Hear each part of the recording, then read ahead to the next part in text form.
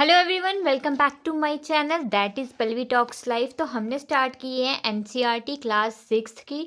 तो आज है हमारा lesson number 3, mindful eating a path to a healthy body.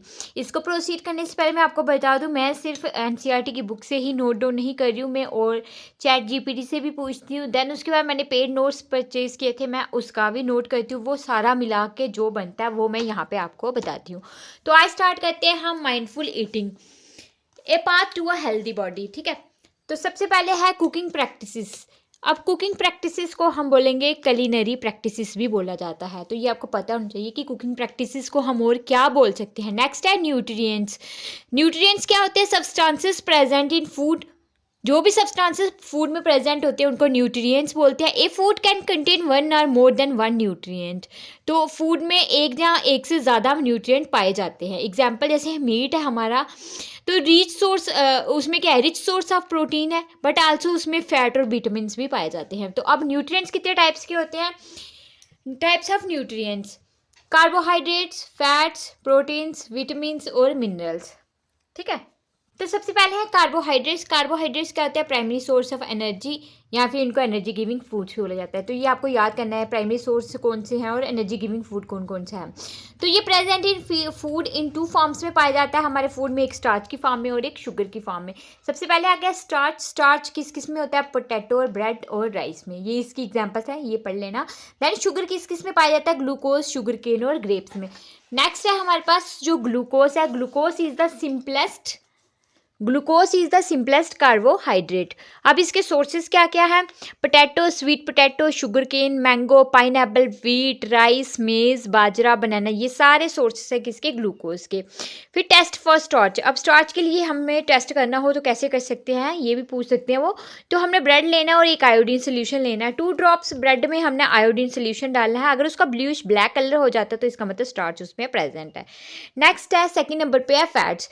Fats क्या करते हैं? हमें प्रोवाइड करते हैं energy. Give us twice energy as carbohydrates. जो फैट्स की एनर्जी होती है वो 2 गुना ज़्यादा होती है कार्बोहाइड्रेट्स के कंपैरिजन में।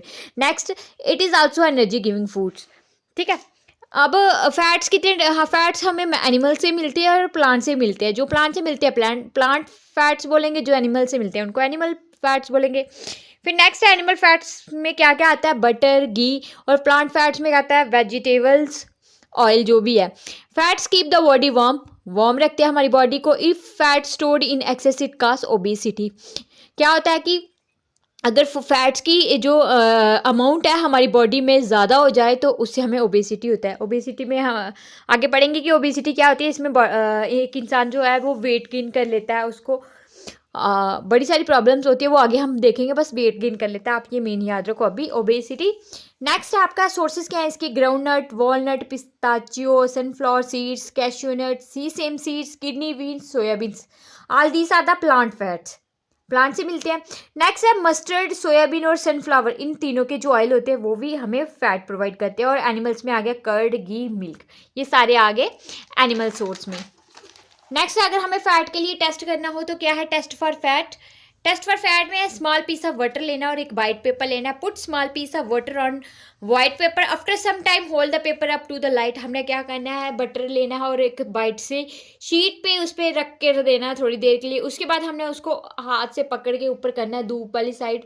यहाँ लाइट आ रही होगी, धूप नहीं, जहाँ लाइट आ रही होगी तो आप देखो बीच में थोड़ा सा ऐसे ट्रांसलूसेंट मतलब जिसके आर पार थोड़ा सा देखा जा सकता है, तो वो ऑयली पोर्शन आपको दिखेगा, तो इसका मतलब उसमें क्या है? फैट प्रेजेंट है। नेक्स्ट है, third number is protein.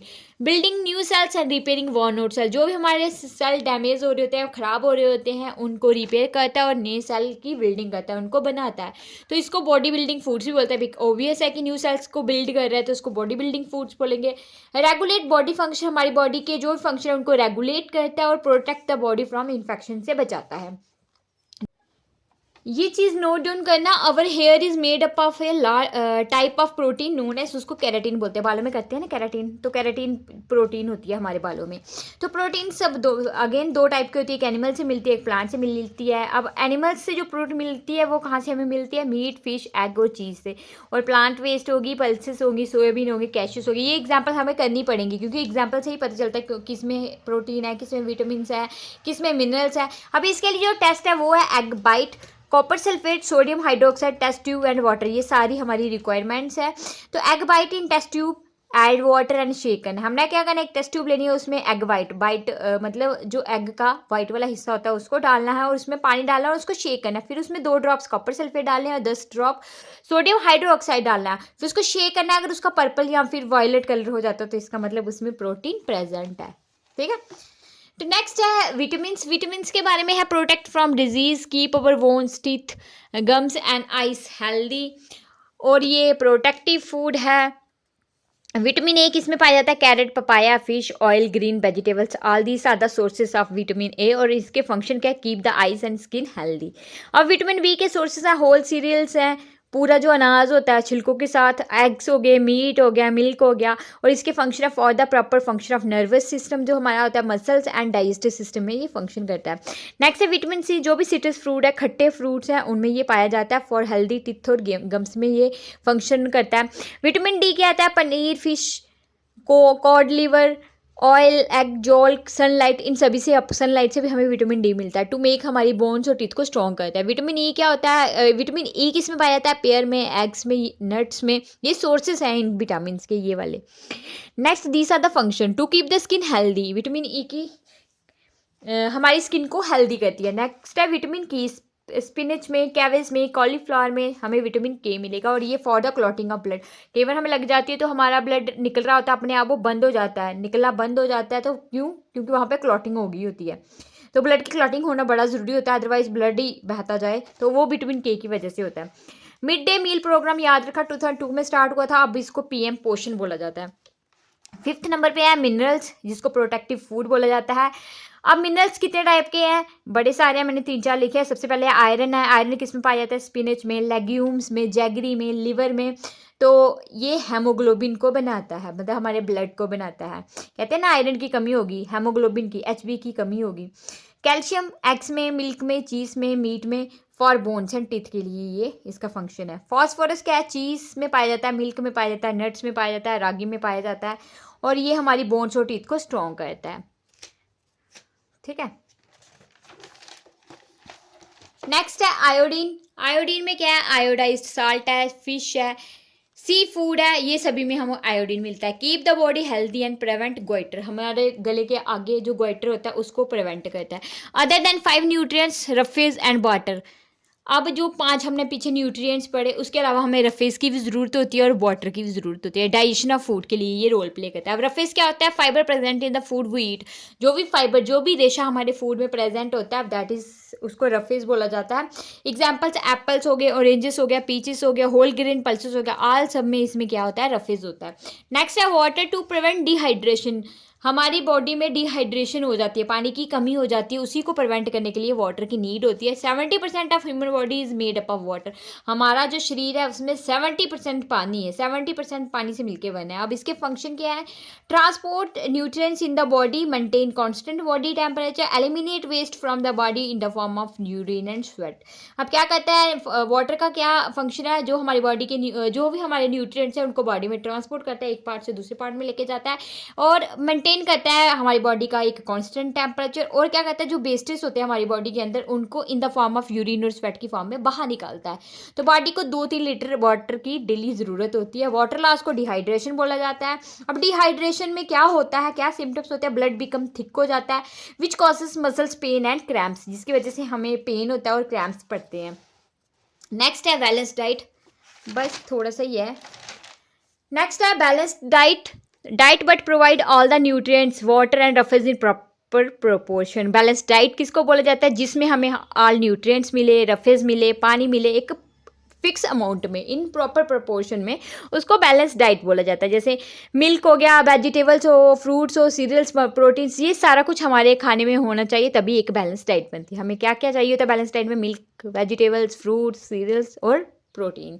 Next है ओबेसिटी, क्या होती है, एक्सेसिव ओबेसिटी कैसे होती है, excessive intake of food containing fats, especially junk food, अगर हम ज़्यादा अमाउंट में खाना खा लेते हैं जिसमें फ़ैट हो, और स्पेशली अगर हम जंक फूड लेते हैं तो उसकी वजह से ओबेसिटी होती है। अब उसके क्या सिम्टम्स है, person gain a lot of weight, lot of weight gain कर लेता है, पर्सन लेजी हो जाता है, इनएक्टिव हो जाता है और हार्ट रिलेटेड प्रॉब्लम्स हो जाती है।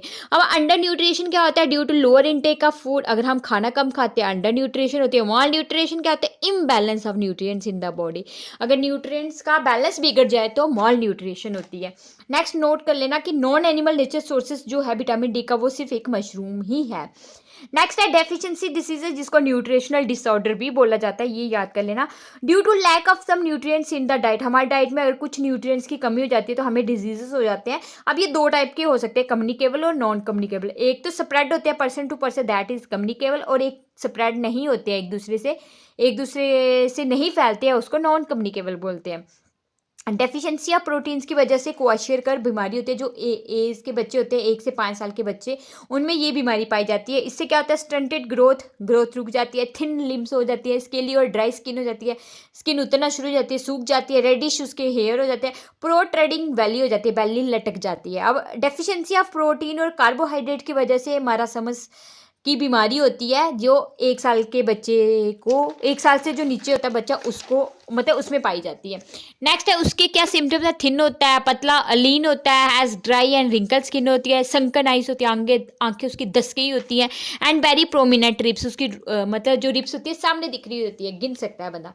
अब ये कुछ भी विटामिन है जिनकी कमी से हमें क्या क्या बीमारी होती है और वो बीमारी में क्या क्या होता है, तो ये हम पढ़ेंगे। विटामिन ए की वजह से नाइट ब्लाइंडनेस होती है, और नाइट ब्लाइंडनेस क्या होती है? कि इनएबिलिटी टू सी, हम देख नहीं पाते रात को। यहाँ पे एक चीज, नाइट ब्लाइंडनेस, ठीक है। विटामिन बी की वजह से बेरी बेरी बीमारी होती है, वीक मसल्स हो जाते हैं, लॉस ऑफ वेट हो जाता है और एपिटाइट हो जाता है। मसल्स वीक हो जाते हैं, वेट का लॉस होता है और एपिटाइट, भूख कम लगती है। विटामिन सी की वजह से स्कर्बी होती है, ब्लीडिंग गम्स होते हैं, लूज टीथ हो जाते हैं, हमारे जो गम्स होते हैं, हमारे दांतों से ब्लड का निकलना शुरू हो जाता है, हमारे टीथ जो होते हैं वो लूज़ हो जाते हैं, गिरना शुरू हो जाते हैं। विटामिन डी की वजह से रिकेट्स की बीमारी होती है, बोन से रिलेटेड होती है ये, बोर्ड लैक्स हो जाती है, हमारी जो टांगे होती है मुड़ जाती है, बेंडिंग ऑफ बोन्स हो जाता है, पेन इन स्पाइन, हमारी रीढ़ की हड्डी में दर्द होती है। आयरन की वजह से अनीमिया होता है, पेल लुक, टायर्डनेस होती है, लॉस ऑफ एपिटाइट होता है। आयोडीन की वजह से गोइटर होता है, enlargement of thyroid gland, retarded growth होती है। अब थायराइड ग्लैंड बढ़ जाता है गले में, आप देखते हो कहीं कहीं मतलब गले के आगे गोला सा बना होता है, दैट इज द गोइटर बोलते हैं, वो थायराइड ग्लैंड के बढ़ने से होता है। रिटार्डेड ग्रोथ हमारी रुक जाती है। कैल्शियम की वजह से DK of teeth and bones होता है, हमारे टीथ और बोन्स टूटना शुरू हो जाते हैं। Bones become weak and teeth decay, तभी बोलते हैं दूध पियो, हमारी हड्डियाँ मजबूत होंगी, दांत मजबूत होंगे, क्योंकि मिल्क में कैल्शियम पाया जाता है। फास्फोरस की वजह से रिकेट्स की प्रॉब्लम होती है, बोन्स बिकम सॉफ्ट और बेंट हो जाती है, सॉफ्ट हो जाती है और मुड़ जाती हैं। अब मिलेट्स क्या होते हैं? न्यूट्रिशन रिच सीरियल्स बोला जाता है, इसको डाइटरी फाइबर भी बोला जाता है। जो भी सीरियल्स, जो भी अनाज है इसमें न्यूट्रिशन भरपूर मात्रा में पाया जाता है, उसको मिलेट्स बोलते हैं। जैसे ज्वार हो गया, बाजरा हो गया, रागी हो गया, ये सारे मिलेट्स हैं, ठीक है। अब फूड माइल्स एक डेफिनेशन देख लेना। Entire distance travelled by the food items from producer to consumer, जो भी मतलब कोई भी फूड आइटम है वो प्रोड्यूसर जो उसको प्रोड्यूस कर रहा है, कंज्यूमर हम उसको कंज्यूम कर रहे हैं जैसे, तो उसके पीछे जो भी डिस्टेंस ट्रेवल करके फूड आइटम आती है उसको फूड माइल्स बोला जाता है। अब नेक्स्ट हम वीडियो में पढ़ेंगे लेसन नंबर 4, बस ये थोड़ा सा ही है, 1-1.5 पेज का, और ये लेसन नंबर 5 भी 3 पेज का ही है, बस इतना ही है। 4th और 5th हम इकट्ठे कर लेंगे एक ही दिन में। ये मैंने जो आज पढ़ाया ये मैंने 3 चीज़ों से कंक्लूड करके पढ़ाया है, तो अगर मेरी मेहनत आपको अच्छी लग रही है तो प्लीज़ अपने डियर और नियर जो भी हैं आपके आस पड़ोस में उनके साथ शेयर कीजिए, सभी को बेनिफिट मिले, और please like share and subscribe करना मत भूलें। मिलते हैं नेक्स्ट वीडियो में, बाय बाय।